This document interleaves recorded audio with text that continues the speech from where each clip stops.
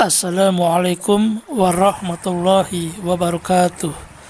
Bismillahirrahmanirrahim.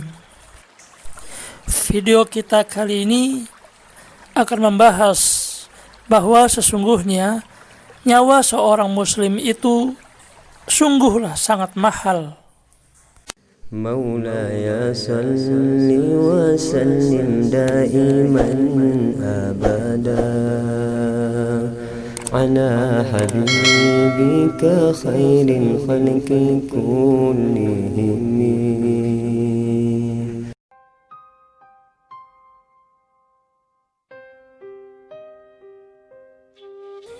Sahabat akhir yang dimuliakan Allah Subhanahu wa taala. Nyawa adalah anugerah Allah Subhanahu wa taala yang begitu dijaga dan dilindungi dalam Islam. Tidak ada agama yang begitu menghargai dan melindungi nyawa manusia melebihi Islam. Darah dan jiwa manusia mendapatkan perlindungan kuat. Allah Subhanahu wa taala menetapkan pembunuhan satu nyawa tak berdosa sama dengan menghilangkan nyawa seluruh umat manusia.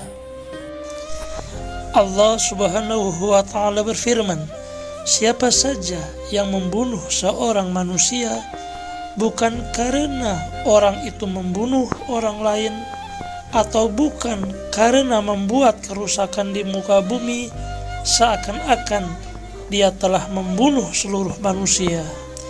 Al-Quran Surat Al-Maidah ayat 32. Jangankan pembunuhan, menimpakan bahaya dan kesusahan kepada sesama juga diharamkan Islam. Nabi sallallahu alaihi wasallam mengancam siapa saja yang membahayakan atau menyusahkan orang lain dengan balasan yang serupa. Siapa saja yang membahayakan orang lain, Allah akan menimpakan bahaya kepada dirinya. Siapa saja menyusahkan orang lain, Allah akan menimpahkan kesusahan kepada dirinya. Hadis riwayat Al-Hakim. Hadis ini berlaku umum. Apakah menimpakan bahaya kecil atau besar, mengancam jiwa ataukah tidak? Semua itu Allah Subhanahu wa taala haramkan. Apalagi jika pelakunya adalah penguasa yang menimpakan kesusahan dan bahaya kepada rakyatnya.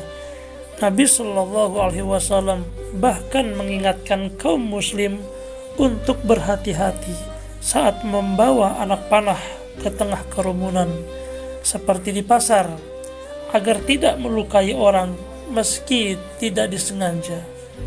Beliau bersabda,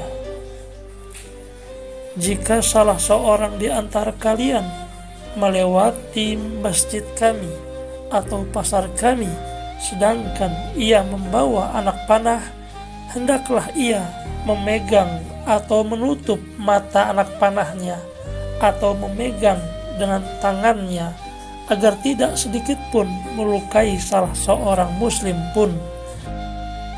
Hadis riwayat Imam Bukhari. Tindakan mengacungkan senjata tajam atau senjata apa saja atau sesuatu yang sekiranya mengancam keselamatan orang lain adalah haram. Bahkan meskipun hal itu dilakukan dengan main-main, hukumnya tetap haram. Dalam hadis penuturan Hammam dikatakan,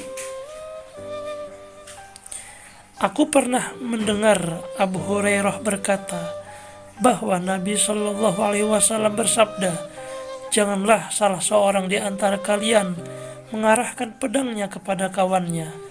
Siapa tahu setan menarik tangannya, lantas ia terjerumus dalam lubang neraka. Hadis riwayat Bukhari. Jika mengarahkan senjata tanpa niat mencelakakan saja diharamkan, apalagi secara sengaja menakut-nakuti dan mengancam orang beriman dengan sengaja, Allah Subhanahu wa ta'ala mengancam para pelakunya dengan ancaman yang keras. Sungguh, orang-orang yang mendatangkan cobaan kepada orang-orang mukmin, laki-laki dan perempuan, kemudian mereka tidak bertobat, bagi mereka azab jahanam dan bagi mereka azab neraka yang membakar. Al-Quran Surat Al-Buruj ayat 10. Sahabat akhyar yang dimuliakan Allah Subhanahu wa ta'ala, harga nyawa manusia, apalagi orang mukmin, amatlah mahal di sisi Allah Subhanahu wa ta'ala. Karena itulah darah seorang mukmin mesti terjaga kecuali dengan alasan yang hak. Nabi Shallallahu Alaihi Wasallam bersabda, tidak halal darah seorang muslim yang bersaksi bahwa tidak ada Tuhan kecuali Allah dan bahwa aku adalah utusan Allah, kecuali dengan satu dari 3 perkara. 1. Orang yang membunuh satu jiwa. 2. Orang yang sudah menikah yang berzina. 3. Orang yang keluar dari agamanya atau murtad dari Islam dan meninggalkan jamaah kaum muslimin. Hadis riwayat Al-Bukhari dan Muslim. Begitu berharganya nyawa seorang mukmin. Kehancuran dunia jauh lebih ringan dibandingkan dengan hilangnya nyawa mukmin tanpa hak. Nabi Shallallahu Alaihi Wasallam bersabda, kehancuran dunia ini lebih ringan di sisi Allah dibandingkan dengan pembunuhan seorang muslim. Hadis riwayat An-Nasyai. Sahabat akhyar yang dimuliakan Allah Subhanahu wa ta'ala, begitulah betapa sungguh mahalnya nyawa seorang muslim di sisi Allah. Semoga kita bisa menjaga diri kita dari perbuatan-perbuatan yang dimurkai Allah Subhanahu wa ta'ala. Wallahu a'lam bishawab.